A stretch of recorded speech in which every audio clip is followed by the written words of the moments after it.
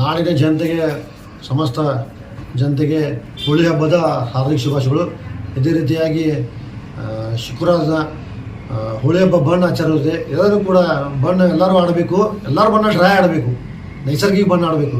ಎಲ್ಲರೂ ಕೂಡ ದೇವರೆಲ್ಲ ಒಳ್ಳೆಯದಾಗಲಿ, ಬರುವಂಥ ದಿನಗಳಲ್ಲಿ ಎಲ್ಲ ಬೆಳೆ ಮಳೆ ಹೆಚ್ಚಾಗಲಿ ಅಂತ ತಿಳಿಸಿ ನಾನು ಎಲ್ಲರಿಗೂ ಕೂಡ ಮತ್ತೊಮ್ಮೆ ರಂಗಪಂಚಮಿ ಹಬ್ಬದ ಎಲ್ಲರಿಗೂ ಶುಭಾಶಯಗಳು ಕೋರ್ತಾ ಇದ್ದೇನೆ.